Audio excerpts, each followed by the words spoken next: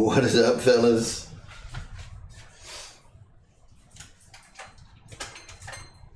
We got a little something something, and it's like obscuring everything.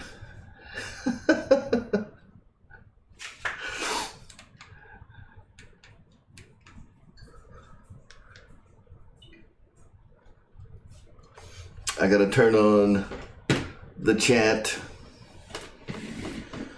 So this thing just got here a couple of hours ago. I just got done filming. Man, what an airplane. This thing is bad to the bone.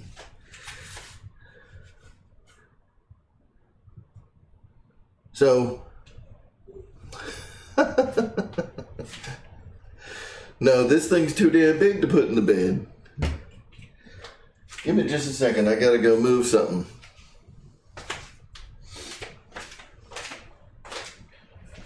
I'm gonna be stepping in front of the camera.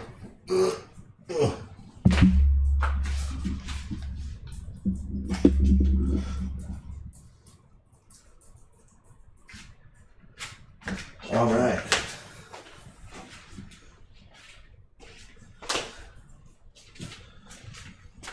So what is going on, fellas? Man, Big Red, no joke. This thing is giant. It's giant red. And it is bad to the bone. Man, everything about this plane is freaking awesome. It is way nicer than I expected it to be. You know, and we all know that it's cool and that it's nice and it's obviously freaking expensive, you know, but I think that a lot of people have to be asking, is it really worth $600? And I mean, I gotta say, just after putting it together, I haven't had an opportunity to fly it yet because it just got here today. It was supposed to get here Friday, and then Friday turned into Saturday, and then Sunday I didn't hear anything at all from FedEx. And then finally, like last night at like 8 o'clock, it said that it's gonna be here tomorrow, you know, today. So it finally showed up today, and man, guys,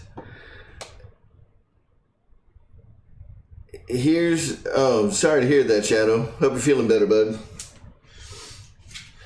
Here's what I'll say for the people that are in the chat. This thing is absolutely, without a doubt, 100% the best foam model I have ever seen, ever. Ever. It is that nice. So, yeah, just in time for my show, no kidding. Let me see if I can sit. Y'all can still see my face. I just can't see the chat. Let me see if I can move this a little bit where I can still see the chat and y'all can see my face. Steve George, welcome from Sultana, California. So, you know, I'm not even exaggerating when I say that this is the nicest foam model I have ever seen, ever. This thing is so well done, so beautifully engineered. Everything goes together so perfect. I mean, does it have little tiny flaws here and there? Yeah, I mean, every model does, but man, the stuff they got right, they got so right that the small parts don't even matter. You know, there are you know, some things about it that I would like to be able to, I don't know, I gotta figure it out. Like one of the flaps isn't centered right, so I need to see if there's a way to adjust that. But there's no like ball links. It's all like Z-bends and hidden control rods for the flaps. So maybe there's a way to change it on the servo side. You can get to the servos, but like all the servos are concealed. The control horns for the servos, the control horns for the control surfaces on the wings are all concealed. There's no control rods, no servos showing at all, which is awesome. It's all like inside the framework of the wing. I mean, obviously the way the wheels go together, the carbon fiber main struts, the fairings, you know, the plastic fairings, the shocks, the suspension, the servos are amazing. You know, they're super fast servos. I mean, the whole plane just goes together so well, and it's so well done and so over-engineered. And, you know, you'll see this in the build video. I kind of show some of that over-engineering stuff. I mean, this thing has, like, carbon rods that run the length of the fuselage from the, you know, from the firewall back. You know, they go back to about right here, and then there's another carbon rod that runs all the way to the tail. And we're not talking like little carbon strips, like little chintzy things. No, we're talking like 10 millimeter carbon rods that you would see in the spars for most airplanes. Speaking of spars, the spars on this thing are like giant. I mean, this thing is awesome. You know, and something that I try to show off in the build video that I filmed is something that a lot of folks haven't really shown. And, you know, they all talk about it, but they don't show it. And that's like the level of detail of this model, the little rivets and stuff. You know, everyone says, like, Jason's like, oh, the detail, the rivets, whatever, you can't see them. But in my video, I get right up on this thing. Like, all the rivets are there. It's perfect. This thing is just, it's a marvel of engineering. You know, that's all I can say, man. It is nice. You know, the light controller is obviously super cool. I mean, I've got zero complaints. It's nice. So, unfortunately, I don't have like my mouse and keyboard here with me, so I can't like back up in the chat.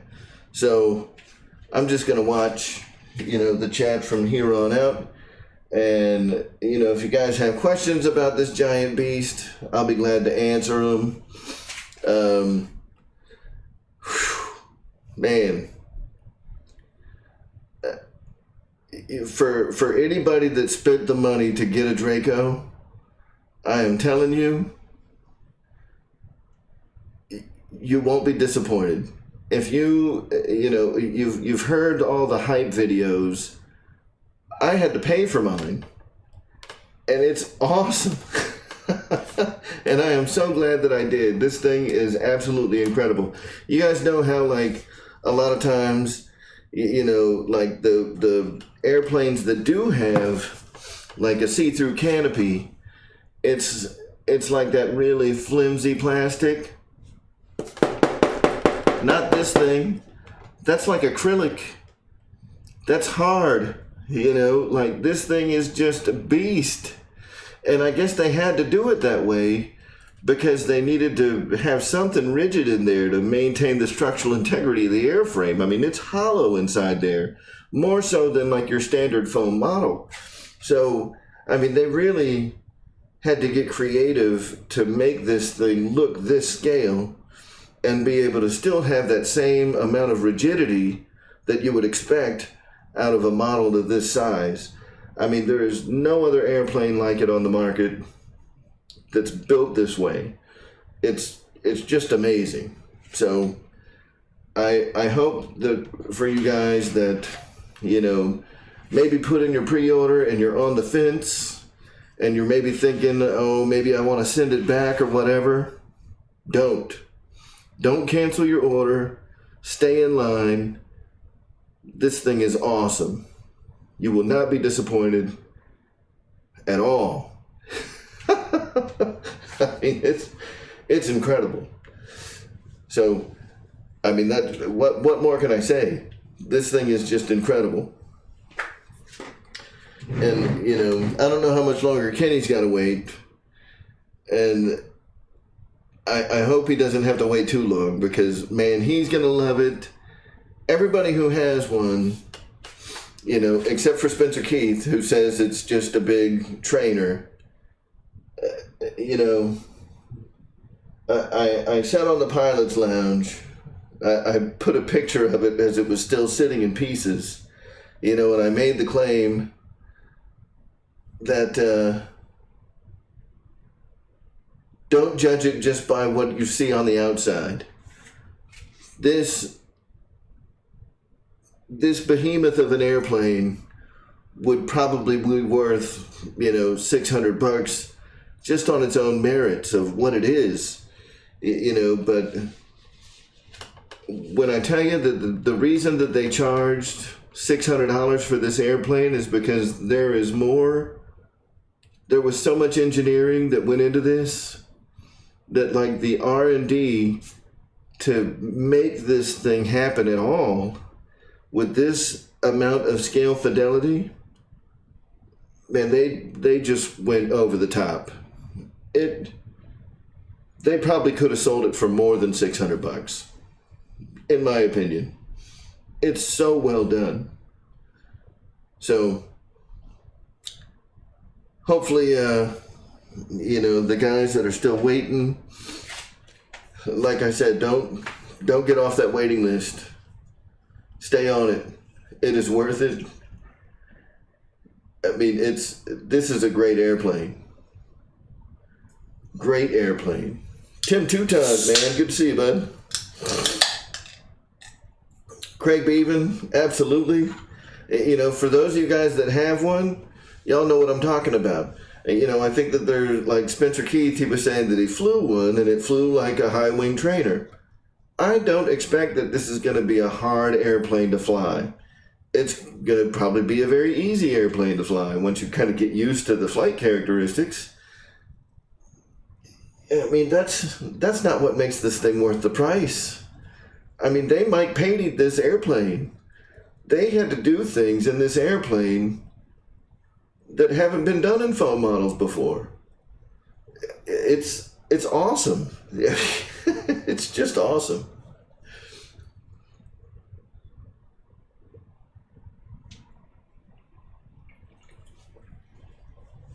Tim Tutod, thank you, sir. I appreciate it. All right, so I'm obviously super excited about this big old beast, and I wish that they had sent it to me a little earlier. Now, I'll tell you, I'm in a little bit of a predicament. And, you know, R.C. Rowland, I gotta tell you,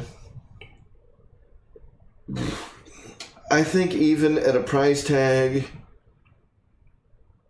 I mean, how much higher could they have gone? I don't know. But I've seen $500 airplanes, and this is more impressive than any of them. You know, like the amount of just super nice, cool features that this airplane has. This is nicer than any other airplane I've got, period. All of these behind me are nice, but this is by far the nicest airplane I have. So, you know, I get that some people aren't going to want it because they don't want a high wing airplane. That's fine. You know, but if you're one of those guys that did get it, man, what a super, what, I can't even explain how awesome it is. You just have to go and put your eyes on one, and when you take it out of the box and you start looking inside the fuse and you take the battery hatch off and you're looking inside the battery hatch and you can see all the little bits and pieces and the way they had to design this thing to make it all work, it starts to make sense and you're like, wow. It's something else. It kind of is badass, Tug Hill. It kind of is badass. And so I'll tell you something I'm a little upset about, and I hope and pray that I can find one. I think that I can. Or find the one that I lost. So I had mentioned at the beginning of the stream, like I've been looking for something. So I finished up this build about 7:15 and was going to go and eat dinner and all that stuff. The last part of the build is putting the prop on. And when I put the prop on the plane, the prop nut fell on the floor. And I've got like tile floors, and that prop nut, I heard it go flying. I have not found it. So Victor, had made the joke like, oh, did you lose your balls? Like, no, man, I lost my nut. So the prop nut's gone. I have no idea where it is. I just stuck the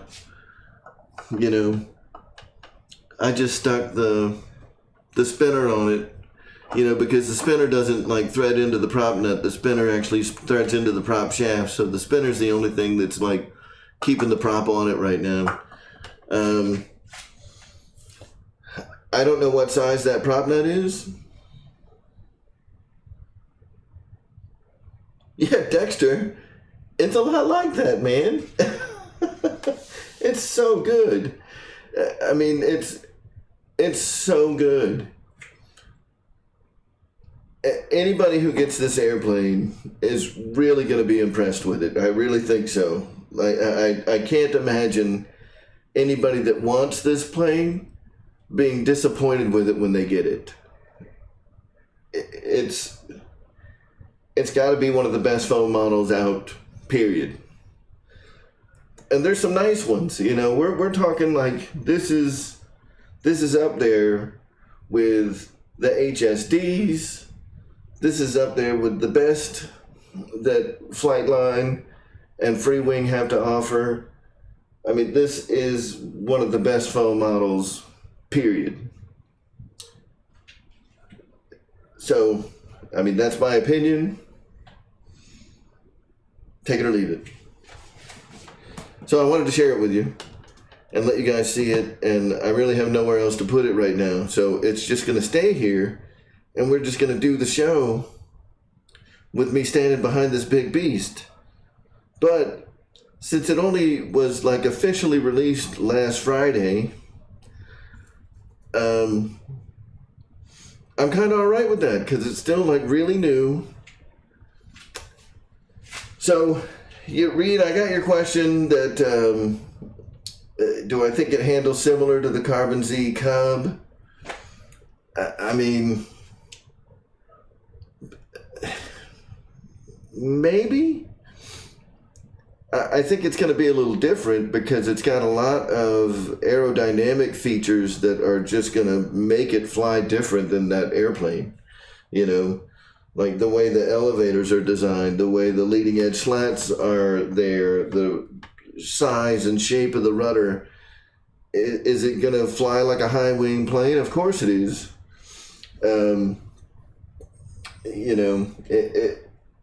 It would be probably a similar flight experience, but definitely not the same.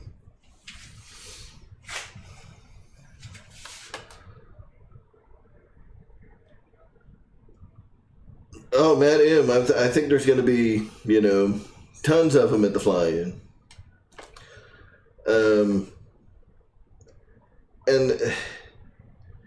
What I'm really interested to see, because of all of the reinforcement that they have throughout the fuselage, I'm not going to say that it can't be broken, but like I'm I'm curious to see when people start wrecking this thing, because it's going to happen. I mean, people are going to wreck this airplane.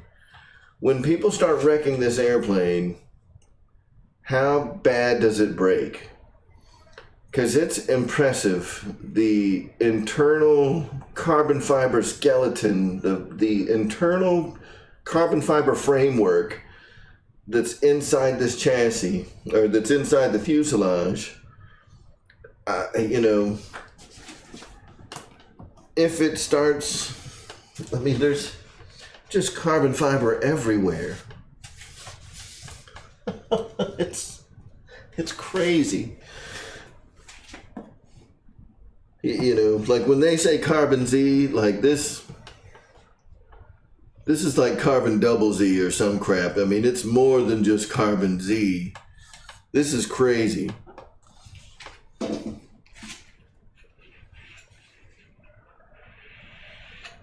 Pilot Jerry,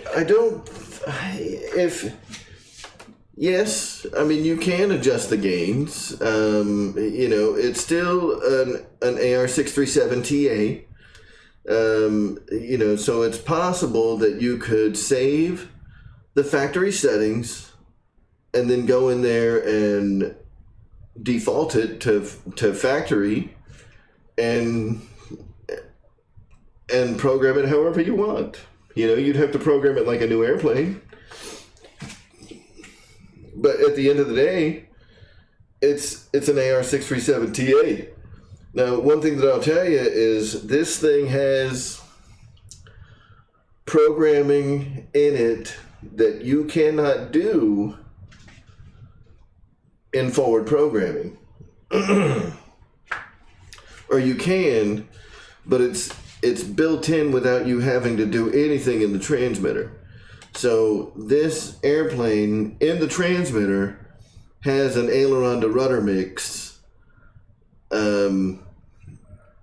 already there, so when you go, when you apply right aileron, that you get a little bit of right rudder too, and that the amount of that mix is more prevalent when you have safe mode enabled. I haven't flown it yet, but I certainly haven't seen anybody complain about that being there.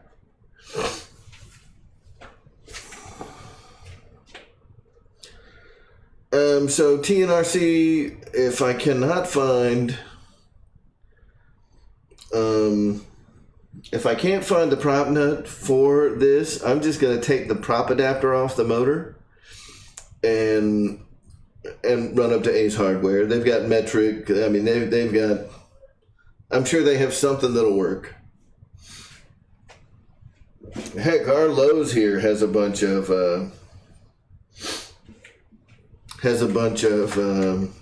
metric hardware.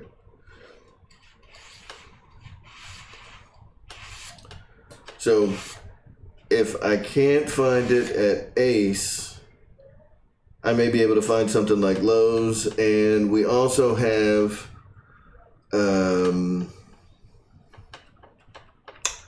what is the name of that company? We have a McMaster car, like one of their large distribution centers here, and they've got like a will call window, so I could order the nut that I need from McMaster car and just go pick it up right down the street.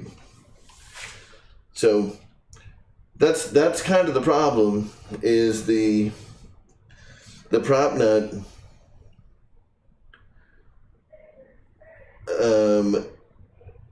is aluminum.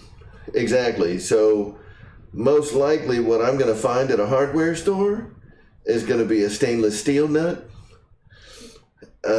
Yeah, Fastenal would have them. We've got Fastenals all over the place too, George. And I think that there'd probably be a substantial weight difference between the aluminum prop nut and a stainless steel prop nut. But is it enough? We're talking like the aluminum one probably doesn't register on the scale, and the stainless steel one probably weighs like 3 or 4, I mean, maybe more than 3 or 4 grams. It probably weighs, in the 10-gram range. So is it enough to throw off the balance of the airplane, swapping out that prop nut from aluminum to stainless steel? And I don't think it is. Right, George Watts. That's kind of what I'm thinking. Is, you know, I mean, I'm gonna keep looking around. I'm gonna try to find it. But I mean, I've looked everywhere in here. I cannot. I mean, you know how it is. Like, and I mean, the prop nut on this thing is not freaking small. That's a big ass prop nut.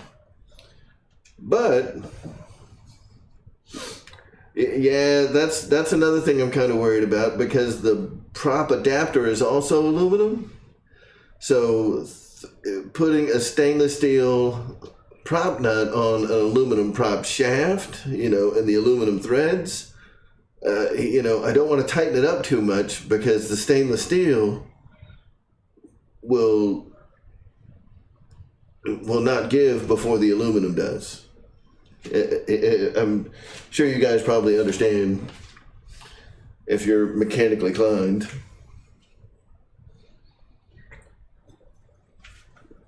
Yeah, check the dog poop. No, they haven't been in here. I mean, I honestly have no idea where that thing flew off to when it hit the floor. I have looked everywhere where it could have gone. I mean, I'm just gonna have to start like taking things out of here one by one. But I mean, if I can get the prop adapter off and just run up to Lowe's and find a nut that'll thread onto it, I mean, is it even worth messing with? Probably not, right?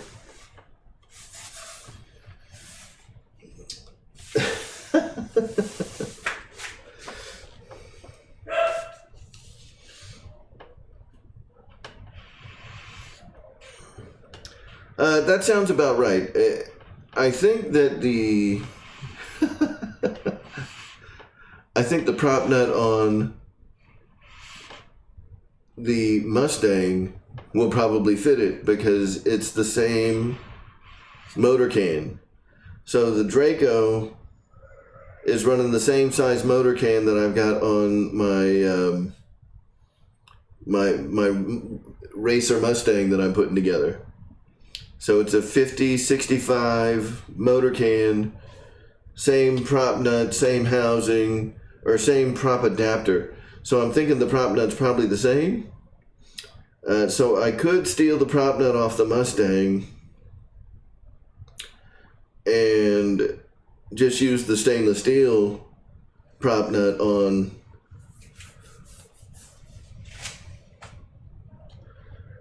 RC Rolling. Let me look at my flip-flops.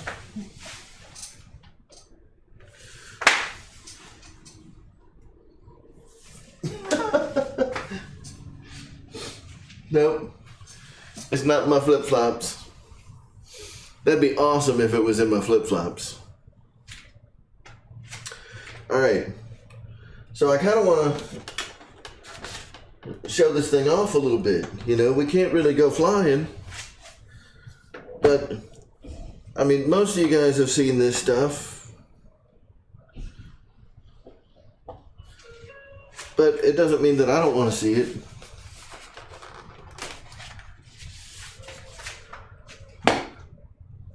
So I'm gonna fire this bad boy up. This plane is so ridiculous, you guys. It is so freaking ridiculous. I mean, the way that they have the motor mounted in here, it's like a composite framework that the motor is mounted to with the carbon rods. There's like 4-point carbon rods, 10mm carbon rods that run back, that like create this carbon framework that the fuselage is up against. I mean, I ain't saying it can't break, but it's really well built.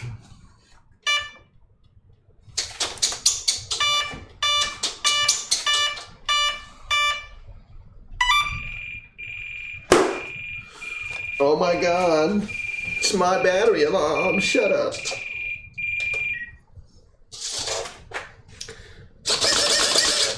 I mean, those ailerons are freaking fast. This thing has some fast servos. And the thing that I'm pretty impressed with is these are 9-gram servos throughout the plane.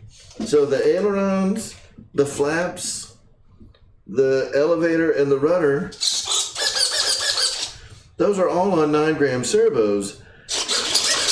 And these things are like lightning fast, stout for a 9-gram.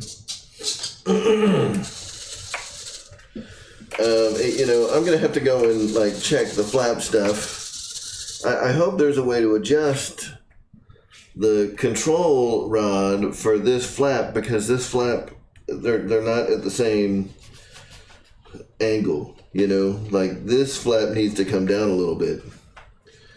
But I'm super tickled with like the way the lights work. You know, on the light controller, like all the lights are off right now. And as you scroll through the wheel, you know, so right now I'm turning the wheel. And as you scroll through all the different values, you know, the different lights start coming on. Like right now the under wing flashers just came on. The reverse light just came on. You know, and then all the way at the end, you've got the reverse light, all the landing lights turn off, you know, and you just have like party lights almost. You know, all the lights that like just light stuff up. You know, as far as like the ground and all that stuff. In fact, yes, GB, I want to do something kind of cool. I'm gonna, whoop.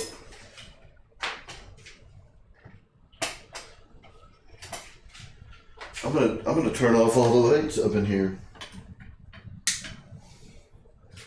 so you guys can see this thing.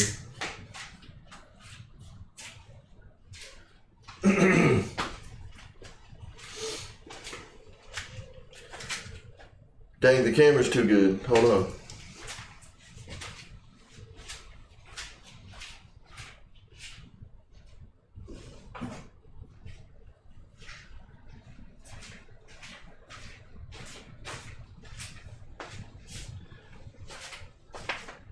How about now? Yeah, there we go. All right. So we're gonna start turning up the knob. So right now the instrument panel is lit up, which is awesome.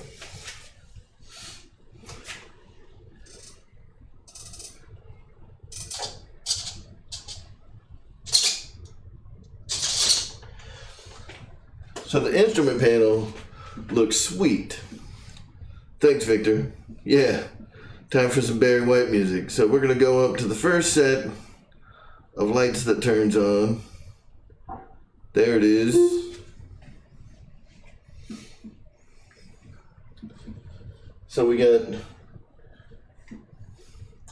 you know, the navigation lights with the strobes.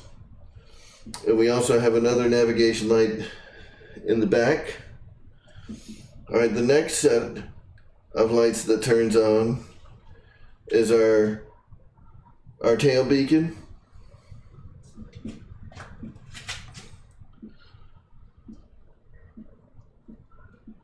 All right, and there's our wingtip lights and the lights underneath on the edge of the wing. So there's like 4 LEDs under here that just light this thing up underneath.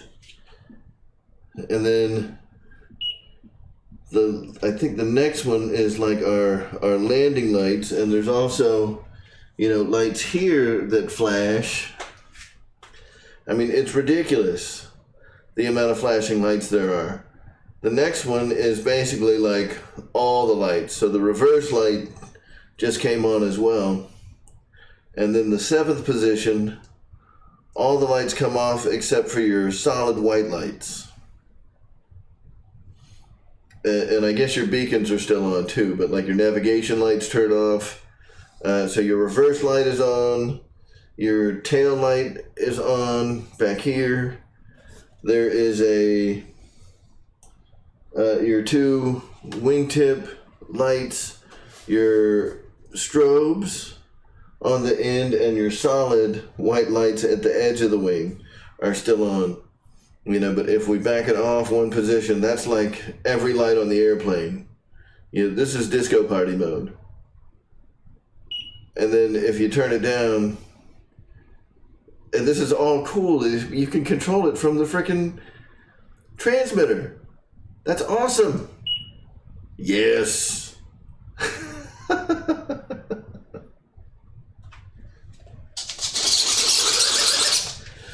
I'm ready to fly now. And this thing is so lit up. This is probably up, you know, other than like having like nighttime LEDs all over it. I mean, they just went all out. They went all out with this thing. It's got the best lights that I've seen on a model yet. It's got the best of everything. It's got the best of everything. It is the best foam model I've seen.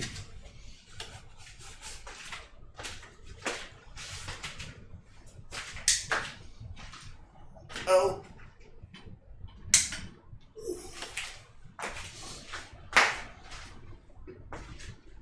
All right. Now, because the prop nut's gone, I don't want to run it, you know. I've tested the thrust reversing and all that stuff.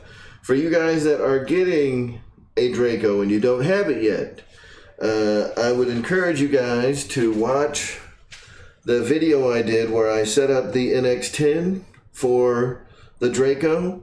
I actually made that video before this showed up, and when I bound it to the radio, I didn't have to do nothing. It is perfect, by the book. All the settings are great. So if you follow along with that video and set your transmitter up the way that I show you in the video that I released a couple of days ago, your DRACO, when you bind it, is going to be perfect. The thrust reversing works great. The obviously all the light controller functions work great. The safe select on and off works fantastic. You know, at least I think so. We'll try that out real quick. Yep. Safe is working. What a beast. What a beast. Yep. Everything's working fantastic, guys. So you can go ahead and create your model and get ready. And for those of you that have one now that you haven't built yet, you can also use that video. It tells you how to go through all the different processes of setting up your model. So you just bind, you know, put your sticks down and center, flip your mode switch a few times, wait for the safe mode to come on, and you're done. You know, you set it up the way I do in the video. That's it. You don't need nothing else. Unless you want to set up like voice prompts and stuff like that. RC Roland, are you asking how much this weighs? The box is 20 pounds. I don't think the airplane is 20 pounds, but the box is 20 pounds. I don't have anything that I can sit this on that can hold as much weight as I think it's carrying.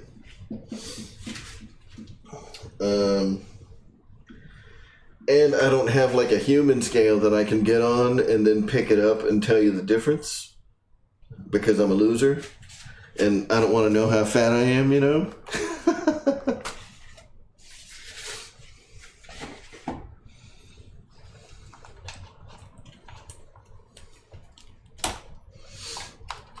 All right.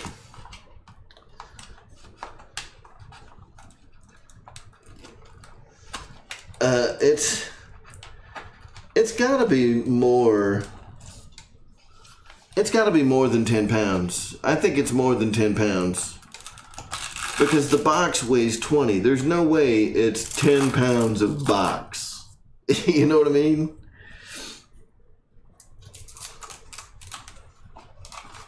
Although it could be. I mean, I know what you're throwing down, GB. I get it. There's definitely some 10-pound box out there. There's some 20-pound. There's a 150-pound. All right, let me get the battery out of here.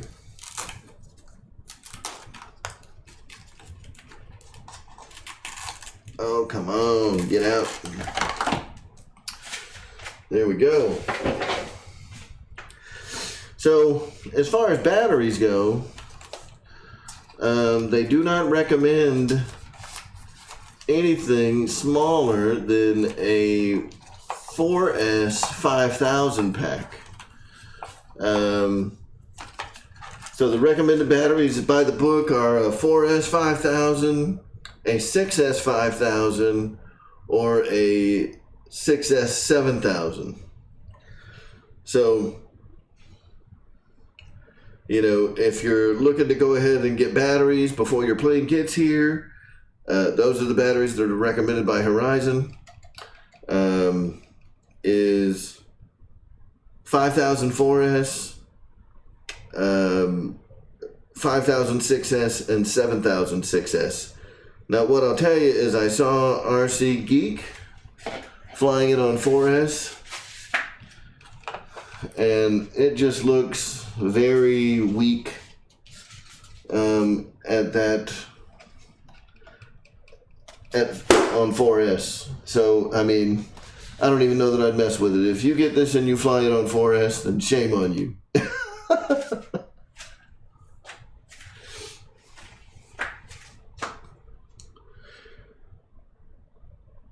Wow, 8.5 pounds without the battery. Maybe it is a heavy ass box. Who knows?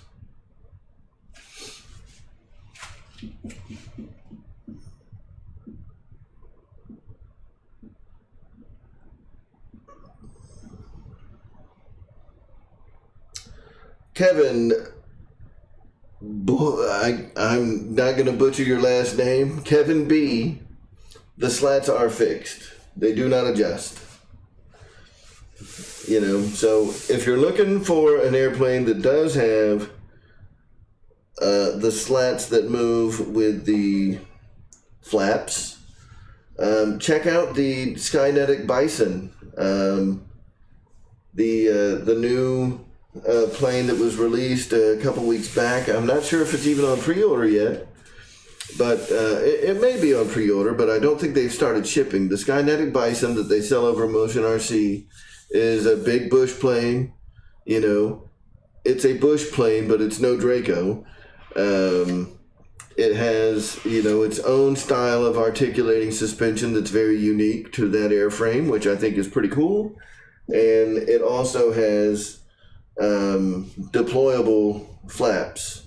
You know, so when you bring the flaps are deployable leading edge slats. So as the flaps deploy, the leading edge slats follow it, you know, so it's a full, you know, camber adjustment to the wing when you deploy the flaps. So, you know, that's a pretty nifty feature. And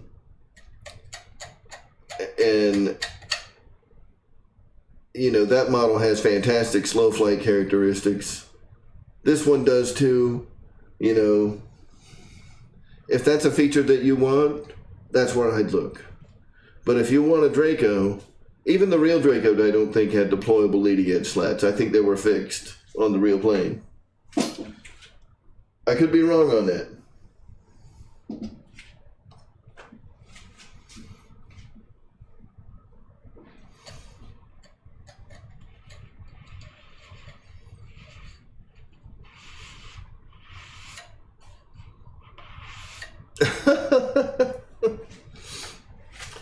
Linden Stewart, how you doing, buddy? The replacement prop I don't remember it being all that bad. I don't have my keyboard and my mouse here with me tonight, or I'd look that up. I'm sure somebody in the chat will throw that out there. I remember the prop being like $10.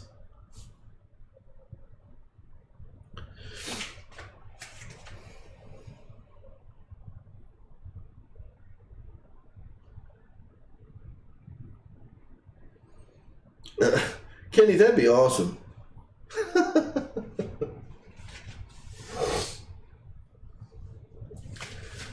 You know, there's one place that I haven't looked for the nut yet. I haven't looked for the nuts in my mouth. That, I mean, usually I'm pretty handy at just... If there's nuts flying, I'm trying to catch them in my mouth.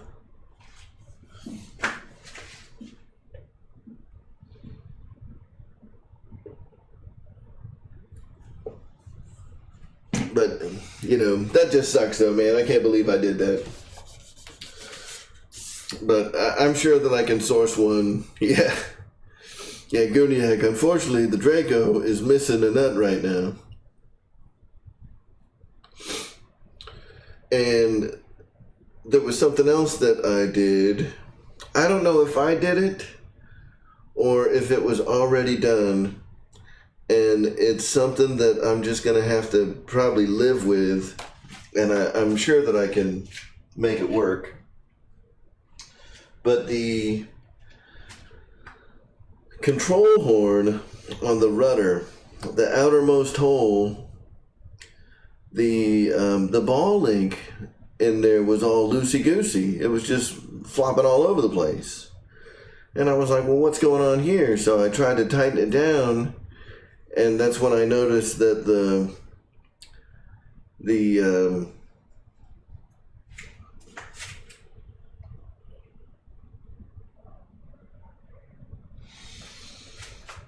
hole was broken. It was like separated and broadening.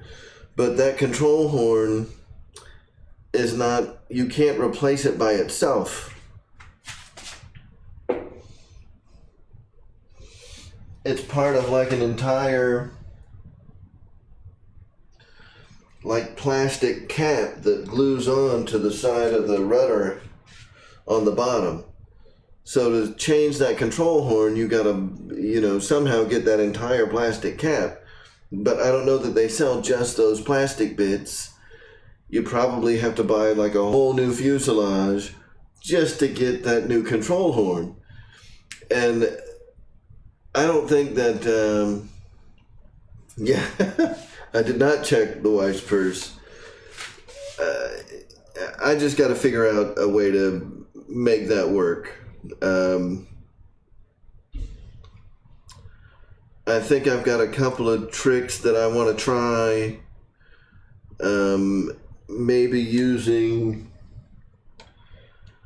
I may try to like cut it off and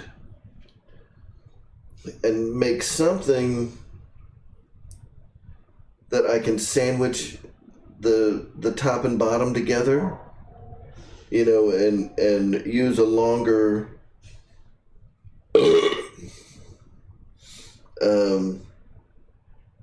use a longer screw, like a longer machine screw, to hold the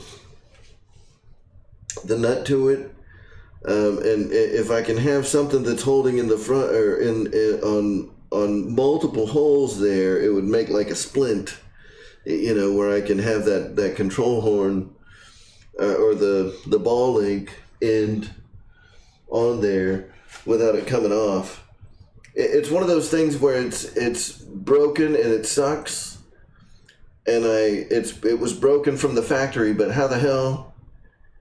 I mean, that little bitty piece, I haven't seen it on a list of spare parts, and I don't think they're going to send me a whole damn fuselage because the control horn is broken. They're going to tell me like, well, move it inside one hole.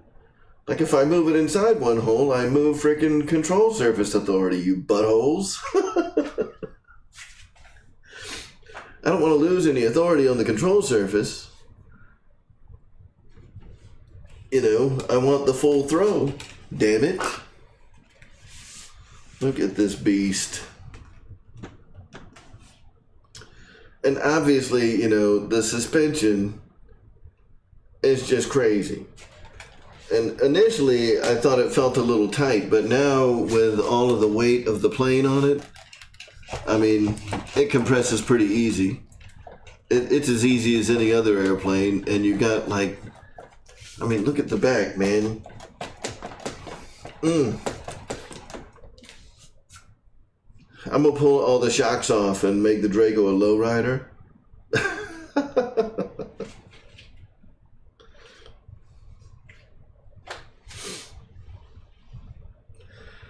So, Gary, it's not it's the, oh, it will actually be more, won't it? Because I'm moving it to a hole that's further in on this control horn, not the servo. Yeah. So maybe I do want to, move it in one hole. Because the hole just to the inside of it is fine. It's just the one all the way to the outside where where the screw went in, where it kind of split apart. So I may do that and then just put washers on either side of it to, prevent it from just collapsing the plastic there. Yeah, that's what I'll do. Then I don't mind getting a little more because I can tune that out. You know what I mean?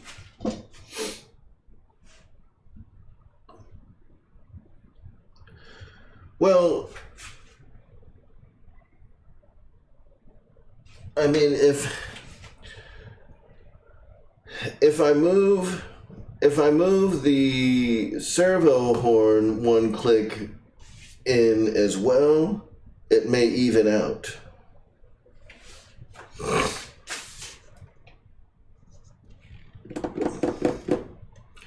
Yeah, Scooniac.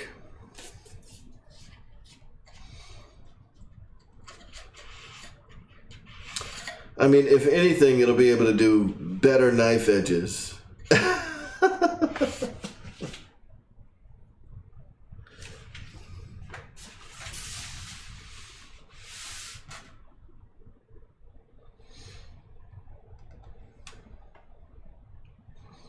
What is up, C Mafia?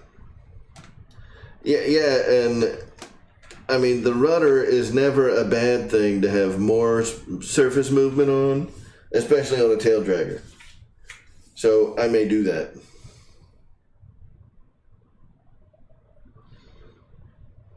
Oh my God, Michael Bear! If that happens, I will cry for Frank Sylvester if he crashes this bitch. I still want to see what happened. My understanding is that Haley crashed hers, RC girl, that she crashed hers.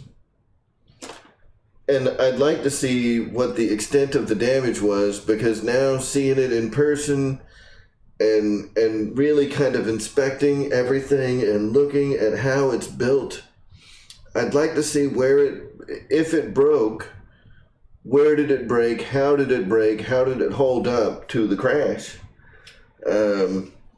Did it completely destroy the model, or did it just, is it like one of those ones that's easy to repair, Dave's RC, what's up?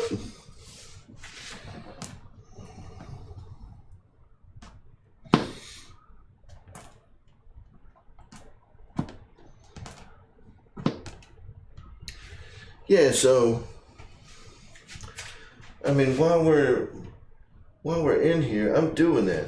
And I love the little antennas. So the little antennas, you know how like a lot of the antennas on these planes, right? Like I keep sitting here like playing with this thing. A lot of the antennas for these airplanes, they are just plastic. These are like piano wire. So they're like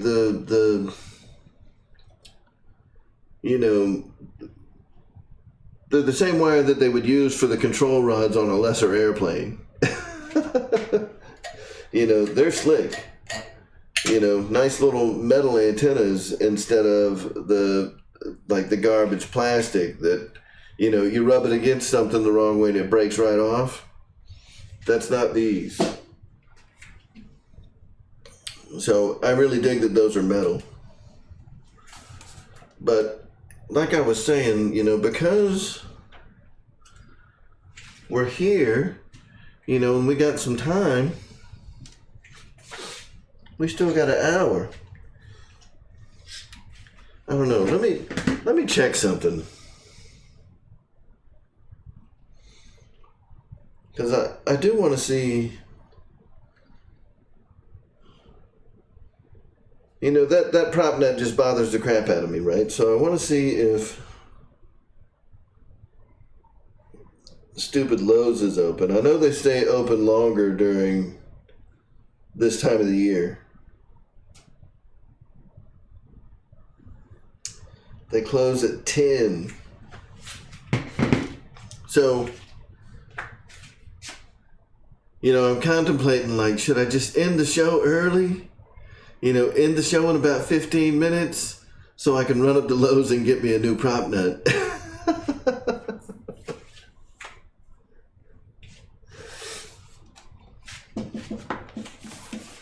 Oh my goodness, this thing. What an awesome beast. The V1200 nut would fit, but that V1200 nut is on the little bitty Mustang. Now, if I can get the Mustang back without destroying the, So by turning the plane around, I locked myself in.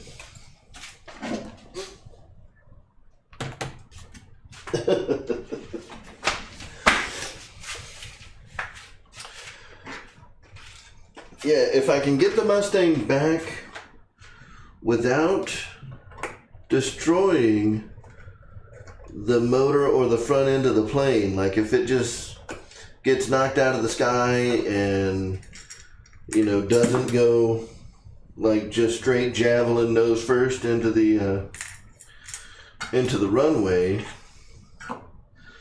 that would be fantastic.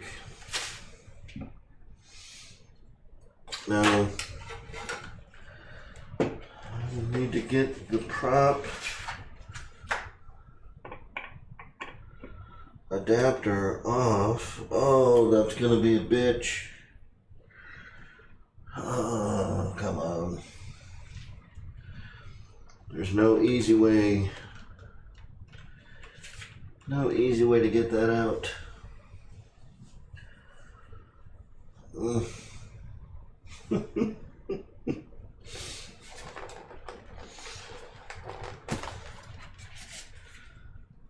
Maybe there is.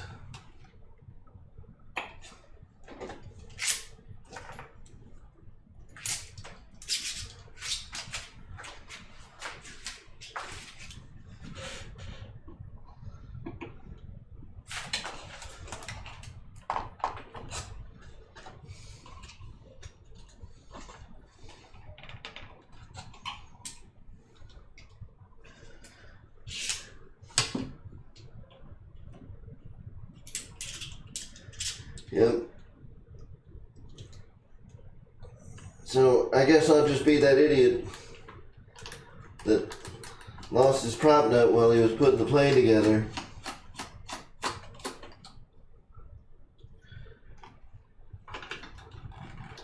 So he's the first guy with a DRACO that had to pull the frickin' motor out of the plane.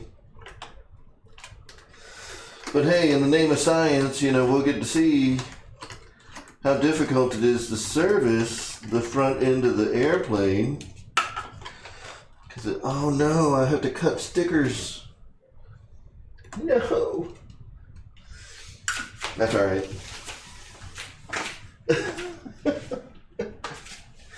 Oh man.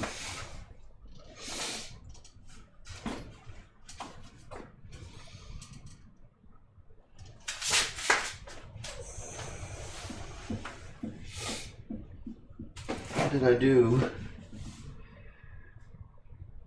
with my little cutting tool?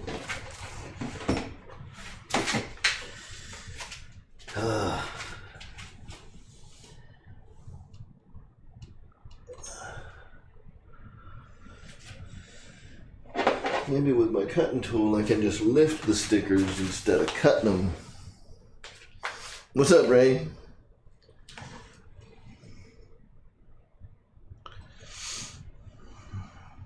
I don't.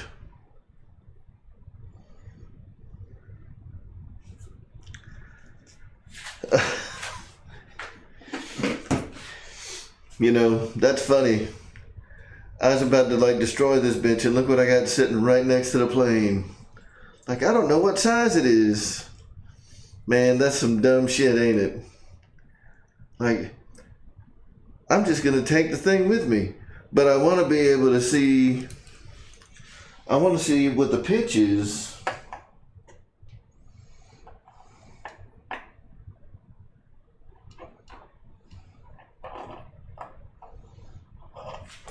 Interesting.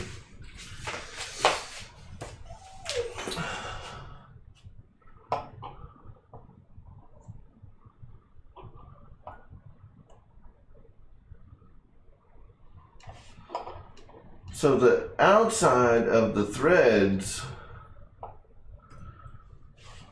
if the outside of the threads, like the outside diameter of the threads themselves is 8 millimeters, would that make like where do you measure the size of the bolt or the nut? You know, do you measure like the shaft size or the outside of the threads?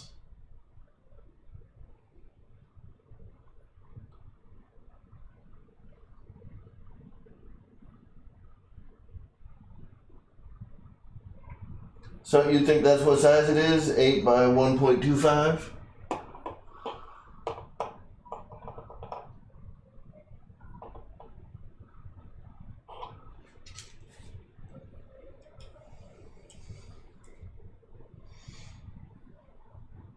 Okay, so the outside of the threads is like 7.9.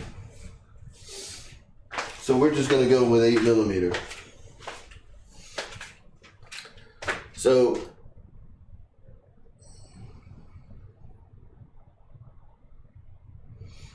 see, Michael Bear, that's why I want to take the prop adapter off.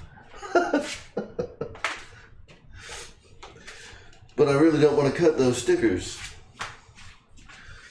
I'm in a pickle.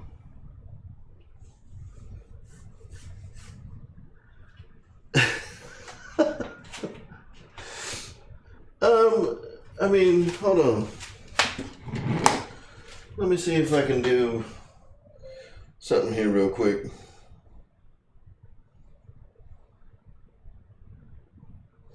It's not a real fine thread. It looks like every other prop nut I've ever seen. I mean, it wasn't like a different kind of prop nut, you know?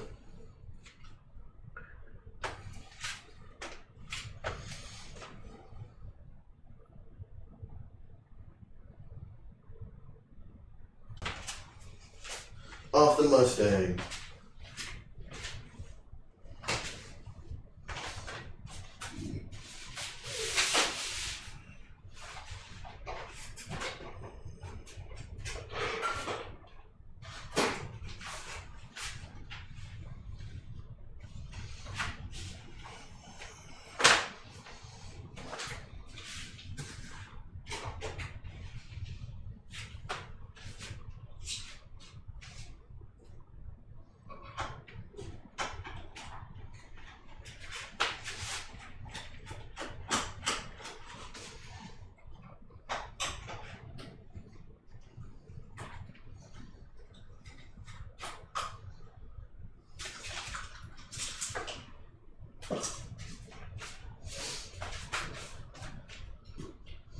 Sorry, I'm on the other side of the camera right now. I'll be right here.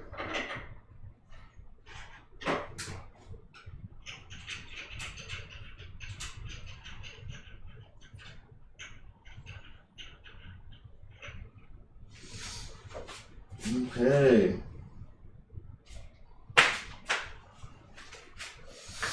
Alright guys, it's the moment of truth. Is this the magic size? So I pulled the prop nut off of the V1200 motor. Oh shit ski.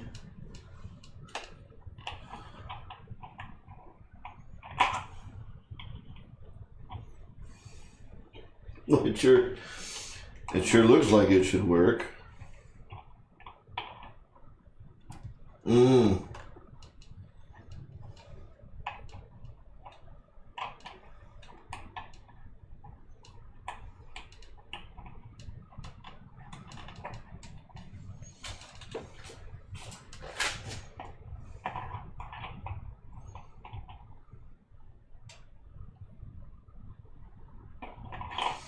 Nope.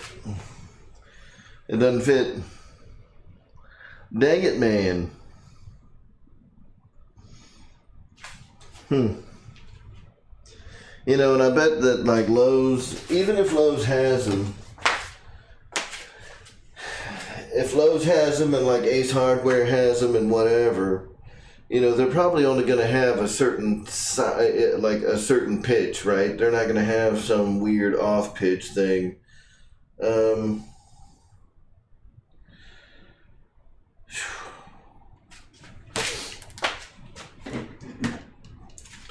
Yeah, I want to see something since I got my calipers. Since I got my calipers here, I should be able to see what the pitch of the threading is.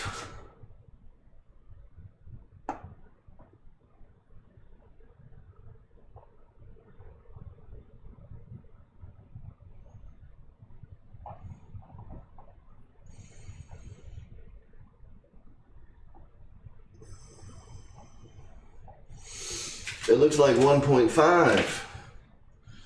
So it's 8 millimeter and 1.5.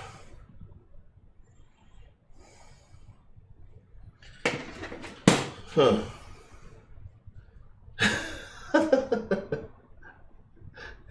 I'm not a mechanical engineer. Anus heads. That's what I just did, Jermaine. Alright, so Kenny's sending me something.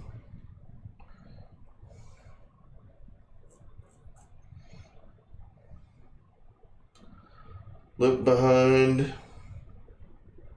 the fan in the corner. What you talking about, Kenny?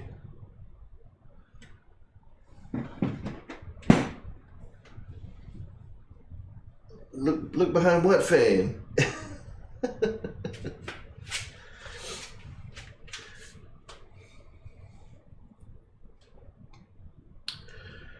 I don't have the 1500 Mustang anymore.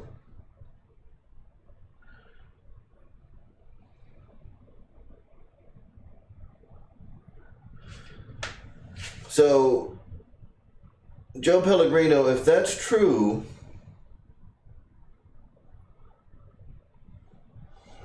you know, what I can't do is I can't measure like the size of the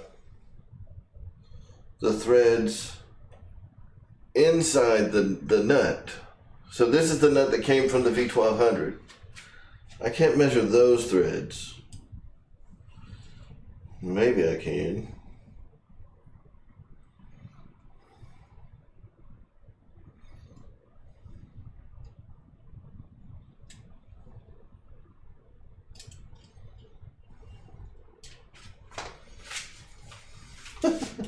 Kenny's like freaking out.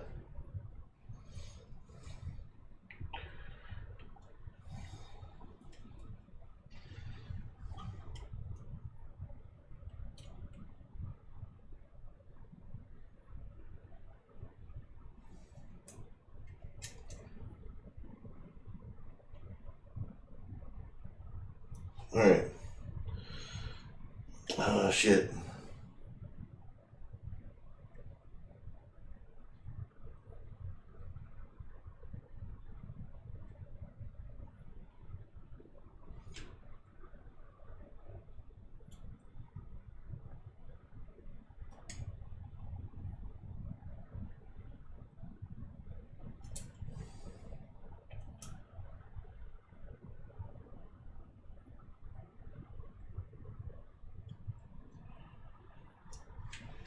Yeah, so it looks like the nut that I've got in my hand that came off of the V1200 motor, this looks like a 1.25 pitch nut.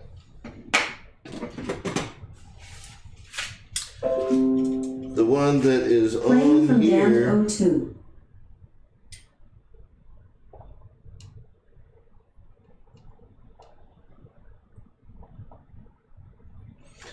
I mean, it says 1.25,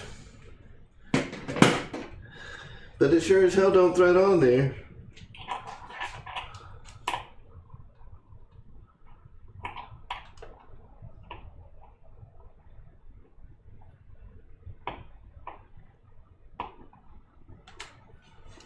And I don't want to try to force it and like cross thread this bitch, because that would be a motherfucker.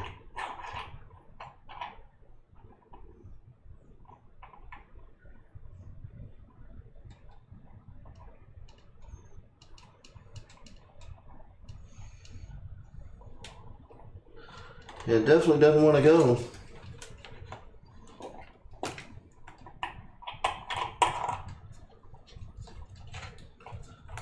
Huh.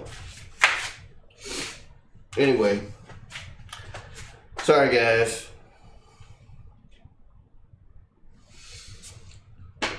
Alright. So, everybody throw your suggestions out. No, it's an 8mm. Jet TJ5. It is an 8mm.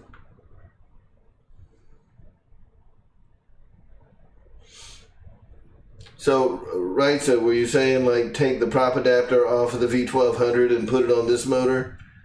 That'd be a great idea, but this motor has a special prop adapter that the spinner attaches to, so I can't use the V1200's prop adapter on this motor.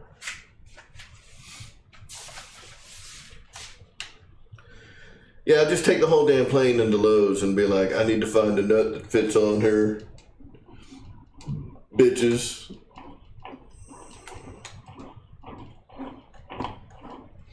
Take one off the DRACO.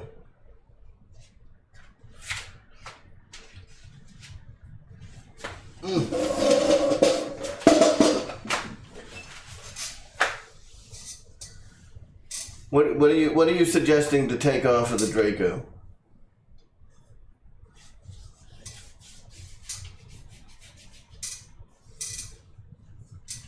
What? Take the. I get it. I understand. You know what I need to do to get it in the car. But are you saying like? I mean, you can't just take a picture, man. Come on.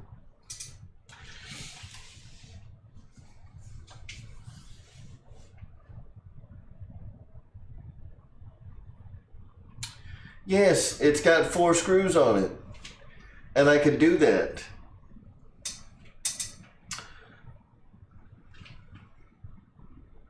So that's what I'm saying. Like I could pull the prop adapter off and just take the prop adapter right here up to wherever until I find a nut that fits.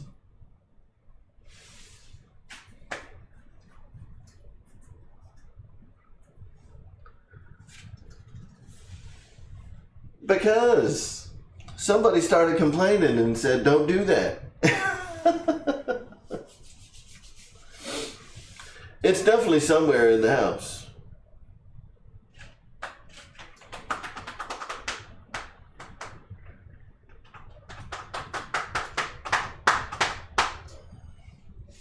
Now the other problem is that without pulling off this plastic housing, like there's a little bit of a cowling right here that's got 3 screws. And to get that plastic, to get that cowling off, I have to, I have to cut through the stickers on the front or peel them up carefully, pull the cowling off, because I need to be able to hold on to the motor. If I just try to wrench the screws off from the prop adapter right now, I mean, the motor's just going to spin in circles, right? So I need to be able to hold on to the motor while I'm trying to loosen it up and when I try to put it back on. And right now I can't get a good enough grip on the motor to spin those screws off. So I don't want to do, I don't want to do anything where I have to like stick a...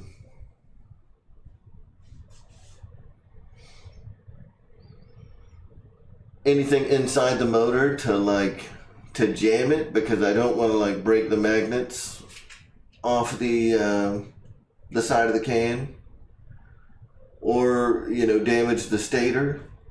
I don't want to do anything stupid.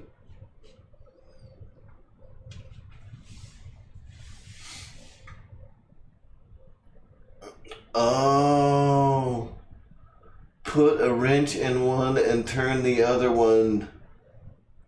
That's a good idea too.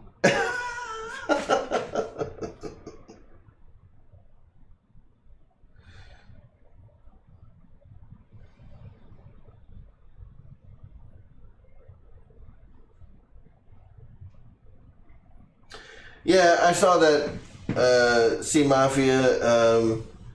It looks like 1.25 is the pitch. And, you know, I mean, I've got the thing off of the Mustang. Let me go see what the Mustang is.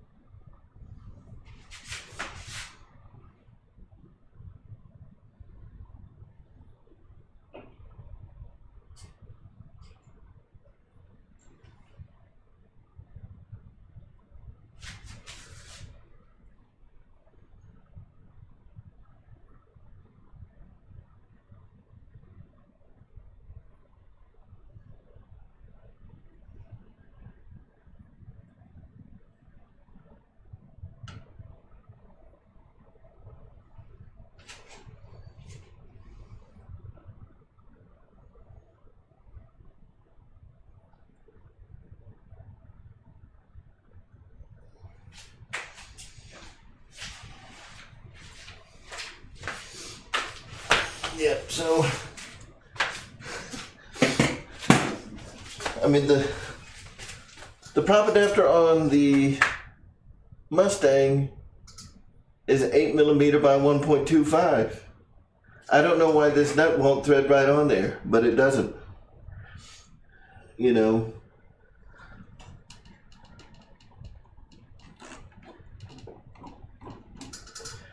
And I guess if I was just a terrible human and didn't give a shit about this brand new airplane and a prop adapter that I'm not going to be able to get for like a year, the nut's definitely in the room somewhere, for sure. I mean, this thing should just thread right on here. Everything that I'm seeing says that they're the same size. I'm not that bad at taking measurements. But when I get it to start moving, it seizes up. So something is definitely going on. And because the nut is stainless steel and this prop adapter is aluminum, I'm afraid if I just start cranking on it that like I'm just gonna mangle the shit out of the threads on this thing and then I'm done, right? Yep. I ain't gonna screw up the threads, Keith. I ain't doing that. That'd be dumb. Not much, Jetman. How you doing?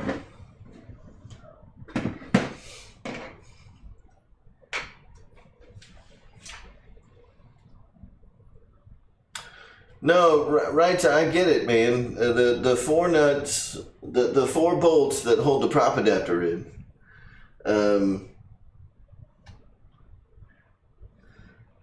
I mean, yes, I've got like an Allen key set, and I could get them loose doing it the way that people were suggesting. Like if I have one, you know, that I'm undoing and another one to hold it in place, I could do it that way, and that would work. That's a pretty good idea, there, fellas.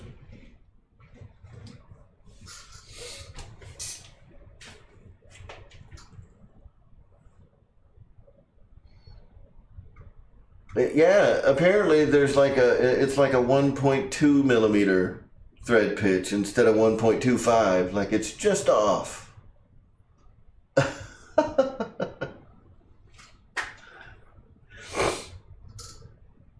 I mean, I'm not that worried about it because I think what's going to end up happening, right? Even if I take it to Lowe's or I take it up to Ace Hardware, they're going to have an 8mm by 1.25 nut, and it's going to be exactly the same as what I got here. And the only way to get it on there is to mangle the frickin' threads.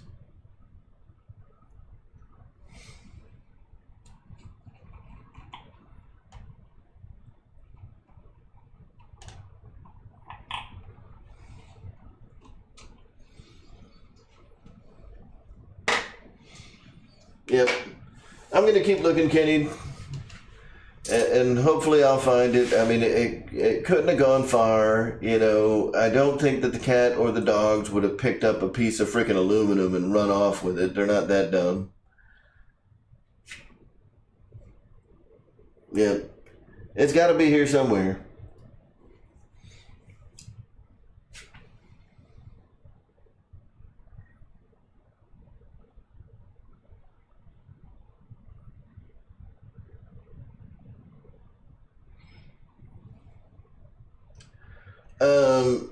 It's super smooth going on the other plane. Like this nut going onto the Mustang is perfect.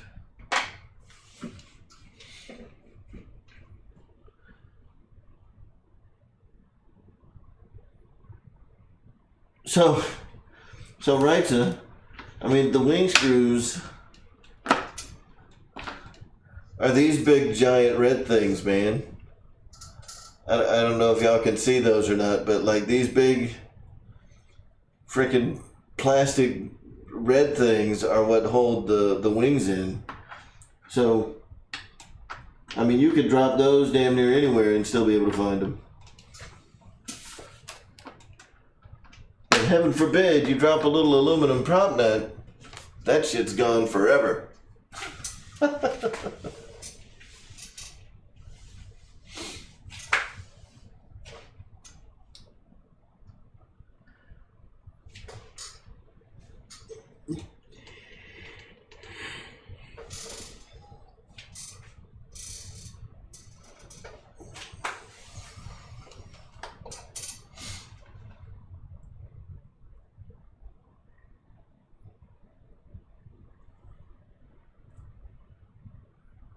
Yeah, think like a nut. It probably is under the Coke can, man. I'd be so mad. I brought the Coke can in after I lost the prop nut.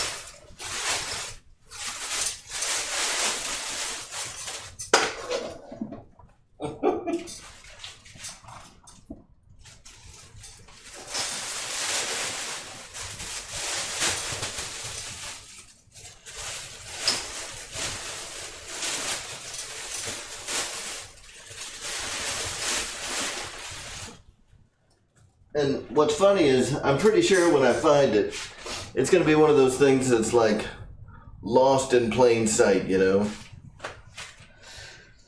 Like it's right on the floor, and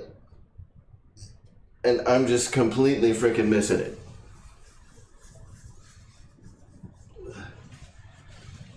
Drop a deuce.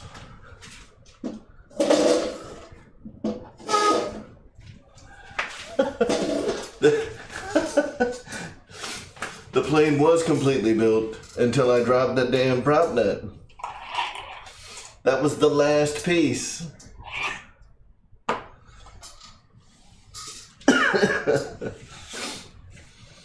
That's funny. That's what I should do, man. I should take this one. I should take this prop nut and just throw it on the floor. And then pray. Like, go over to the same place where I dropped the first one. See, the problem is this nut is stainless steel. The other nut is aluminum. They're not going to fly the same way. Oh.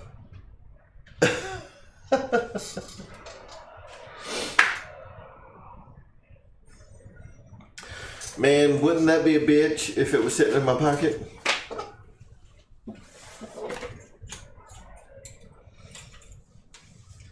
No, I'm pretty sure I dropped it.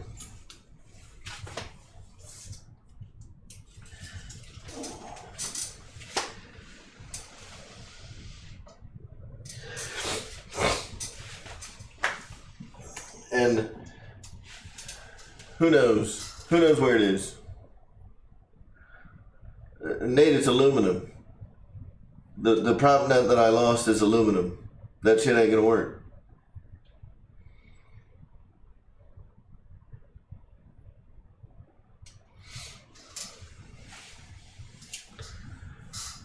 Yep.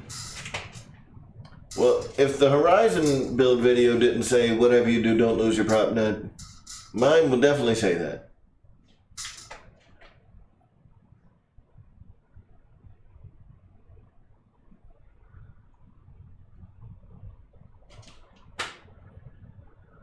Yep, so the only good part about this whole the prop nut is missing ordeal is that it is tile floor. You know, it's not carpet. So, I mean, I'm sure it's around here somewhere, man. It's gotta be. There's too many ways.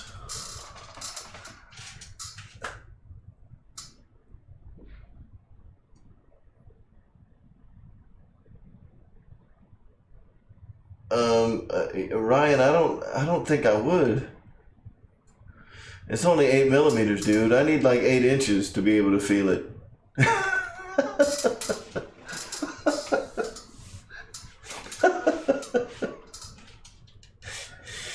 Oh, damn.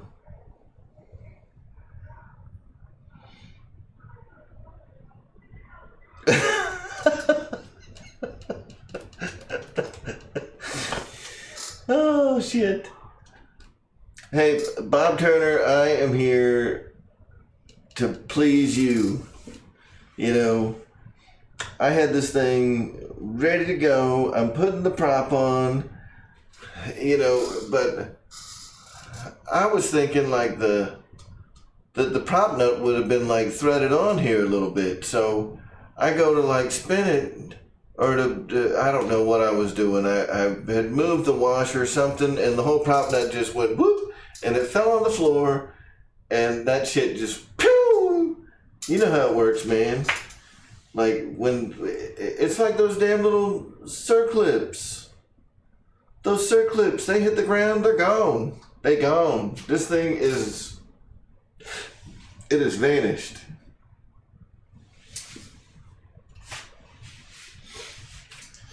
But,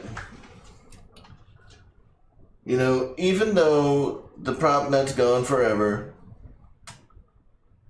I can still just look at this thing and be happy.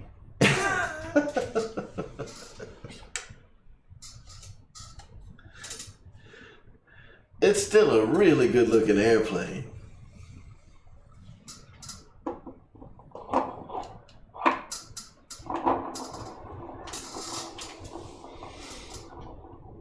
I think it did, man. I think it did. It completely like got sucked into the vortex of my house, and that shit is long gone. Forever. That shit's in Neverland.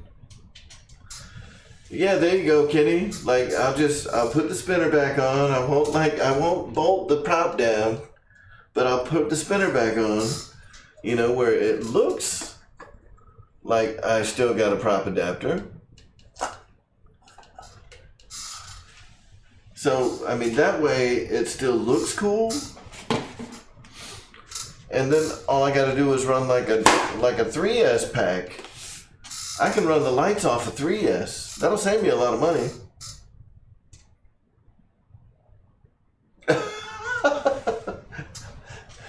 See, Mafia, that I may have to take you up on that.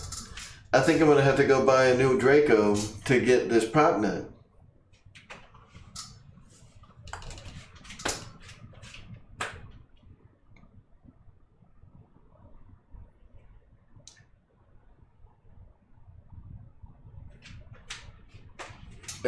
No, see, JT200, I ain't doing that.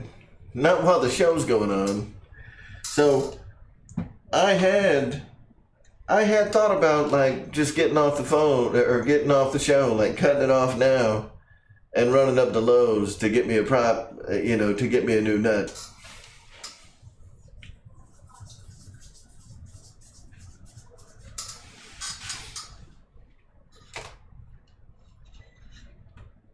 But I'm a patient person.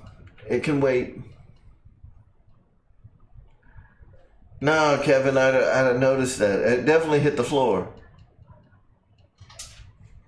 I know that it hit the floor for sure. And I thought I heard it like bang against something metal on the way to infinity, wherever it ended up.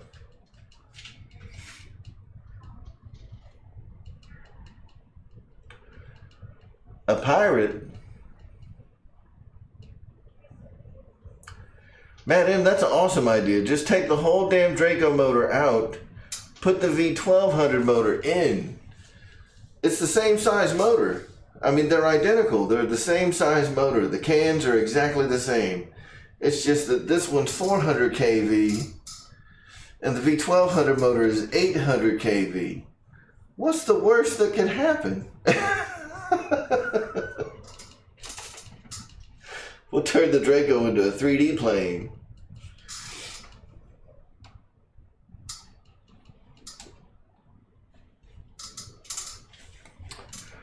I looked under the camera stand. There's some places I haven't looked yet. I'll figure it out. I've got like one of them super bright LED lamps that I can stick on my head. I'll figure it out.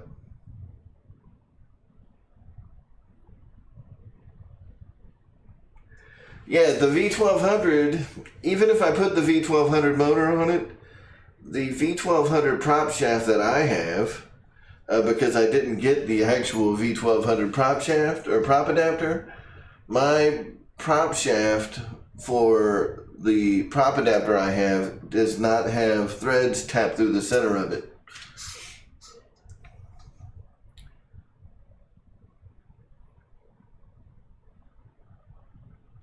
Kenny, it always is, man. It's always in the last place you look.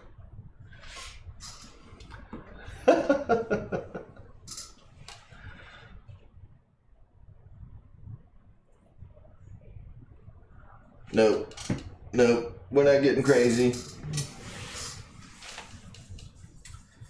I just have like this feeling, like wherever I find it, it's just going to be right in the middle of the floor in some place that I didn't even bother looking.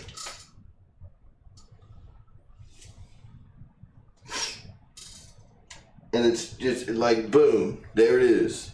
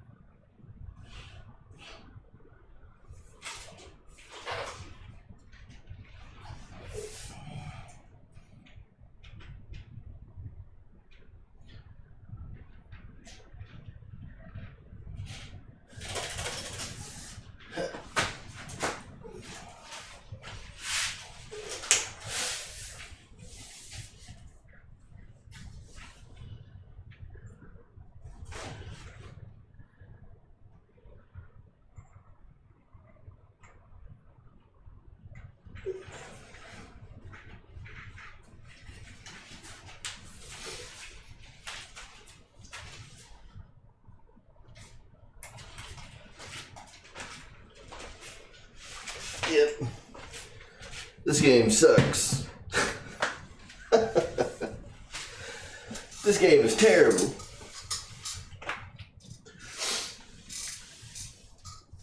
Sorry.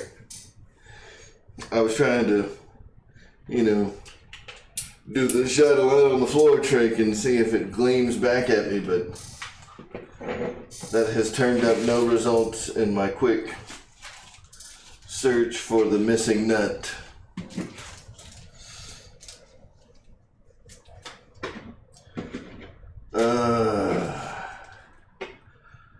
I'm like so hurt. Yeah.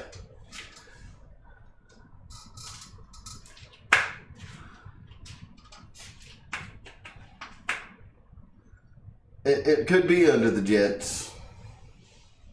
Or the bennies.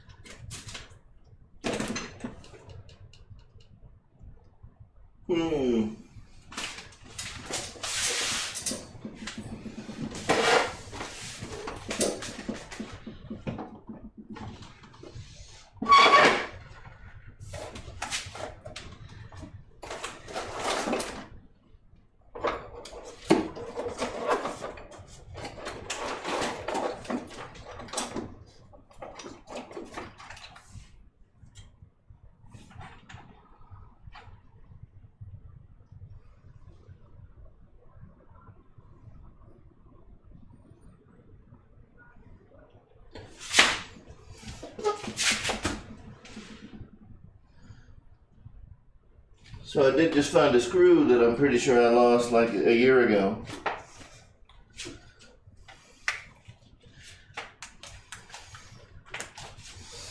Oh, damn it, man.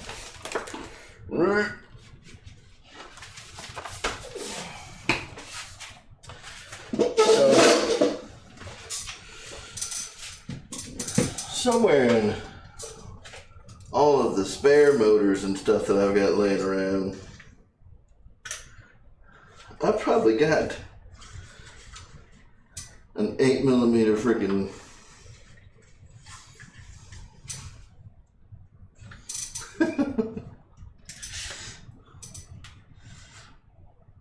I probably got another nut that'll fit this thing.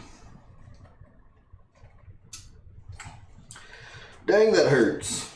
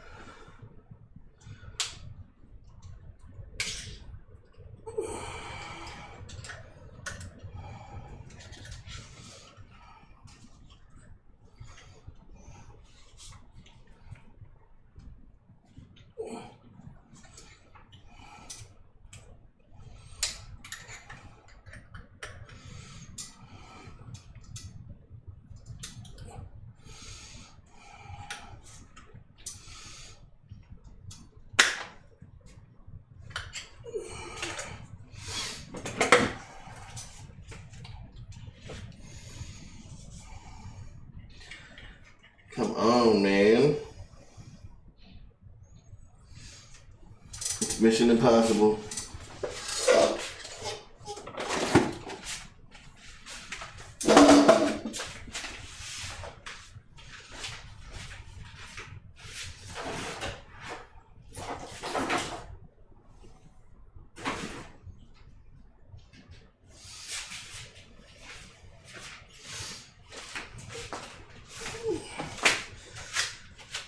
This FMS outliner has a big old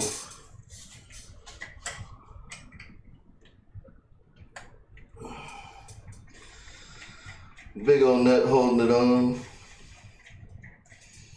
I think this might be the winner. everybody sees it. Oh no, this is way bigger. Damn it, man.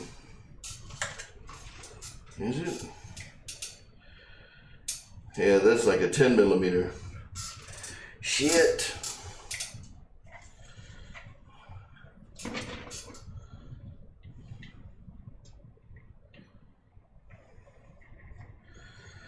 Yep, now the balance on that one's gonna be all jacked up.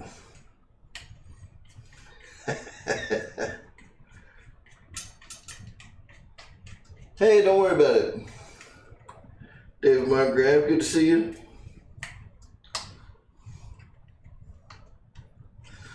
Don't worry about being on time for this.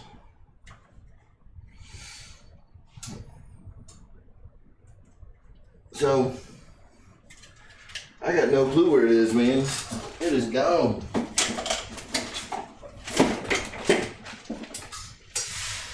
It is gone. Robert Turner, thank you, man. I will use that to get another prop nut.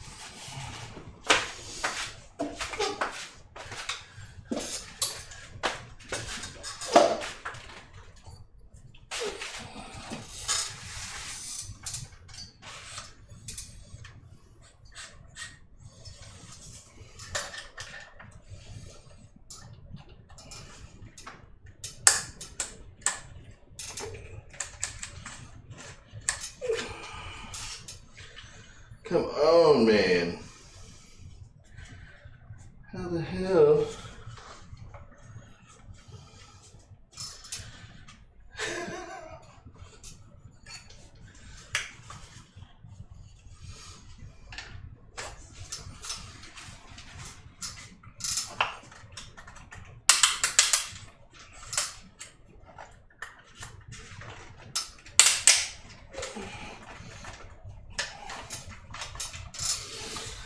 Damn it.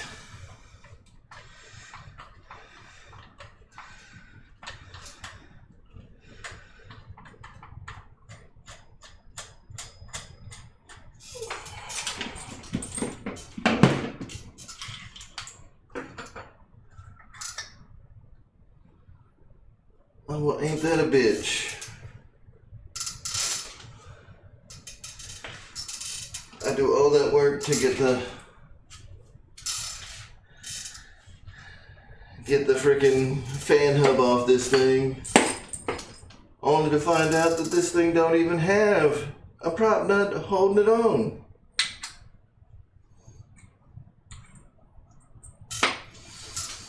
Oh, come on. Oh well. I'll keep looking after the show.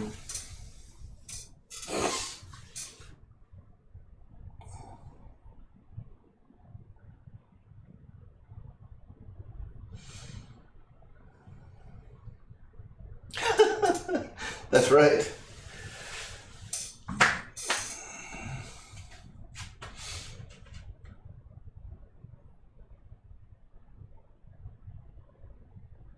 Well, it is a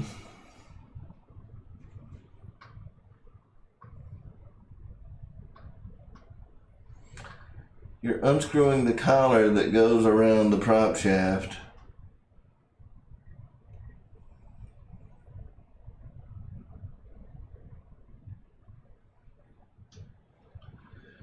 No, right, it does spin. Look, this ain't on there.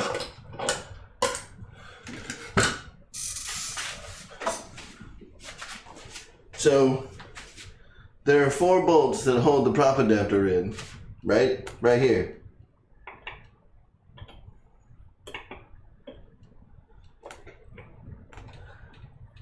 And it does spin when you try to pull it off. So you gotta hold the motor to get those bolts out of there to pull off the prop adapter. You gotta have something to hold the motor.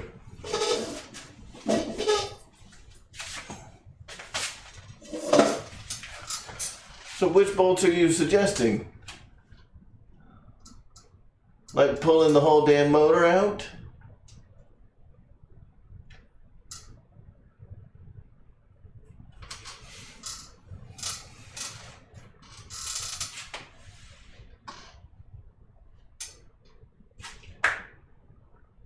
Boss 223, a magnet won't work. The piece that I am looking for is made out of aluminum.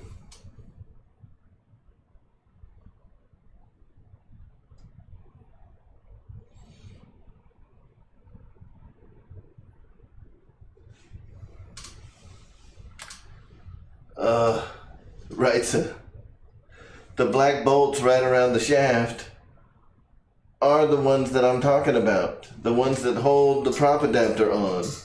And when you try to unscrew them, the whole freaking motor turns.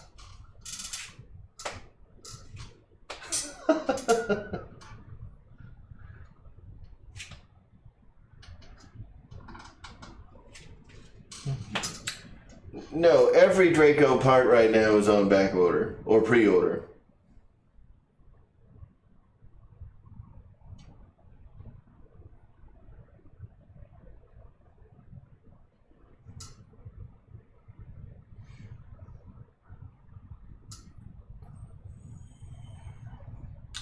Yes, I do have 2 hex drivers, and I've already thought about doing that. I mean, the easiest thing to do would just be to find the nut that I dropped. But I tell you, I've looked everywhere where I think it could have flown off to, and I don't see it anywhere. But I obviously haven't looked everywhere yet, because if I had looked everywhere, I would have found it. So I'll tear the place up after the show.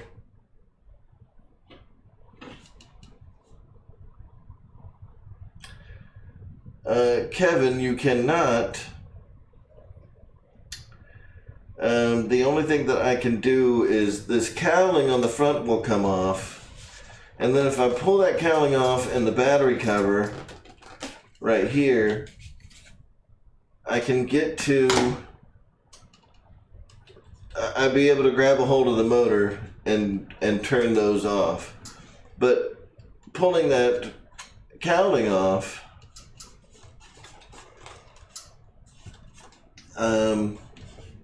I would have to cut through a couple of stickers, and I really don't want to start hacking up a brand new airplane because I was stupid.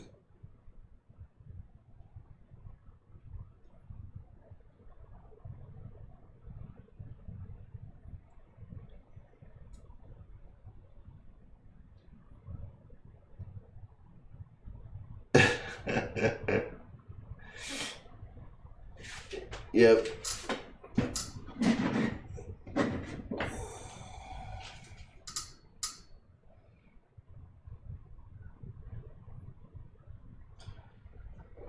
So in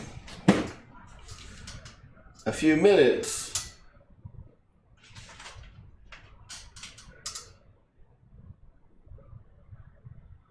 yeah, I'm definitely going to be tearing the place apart. See, Bob Turner knows what's up. You can't fly without your nuts. You gotta have some. Oh my God, an aluminum magnet.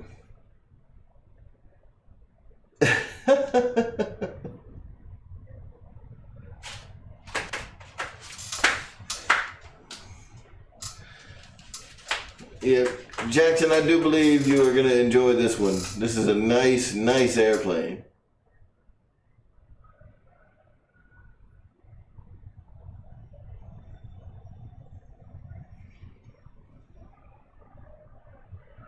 Yep. And I have no idea where that thing could have shot off to. It's not like this is a huge room, you know. Everywhere where it could be, I think I've looked, you know, but I still gotta keep looking. Scott Settle, I don't mind them.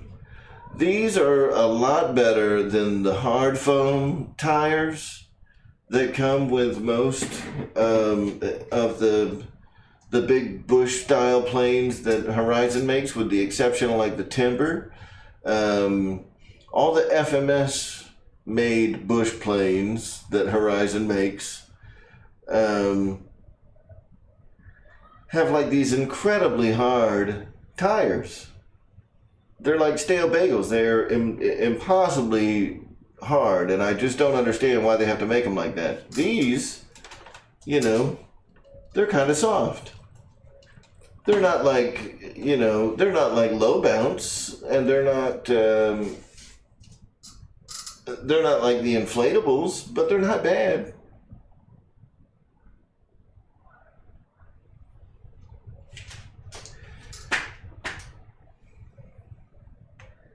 Yep, it's not the cocaine.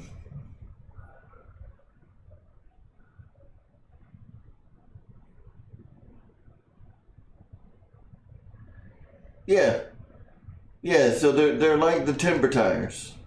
They are not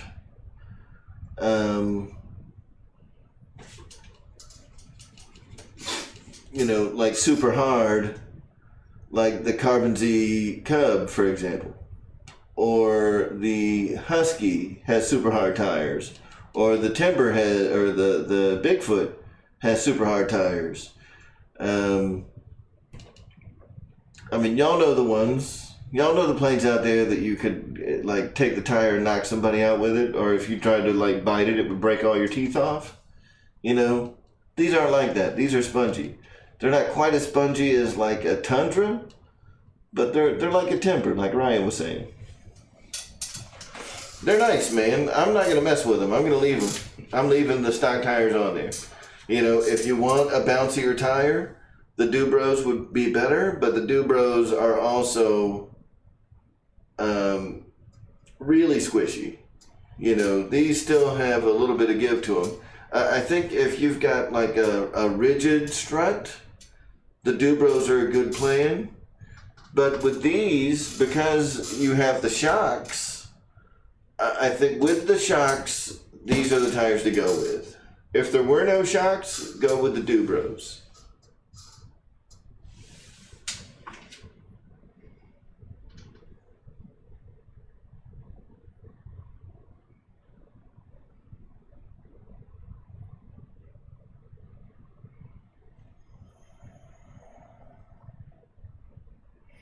Fred, that sucks.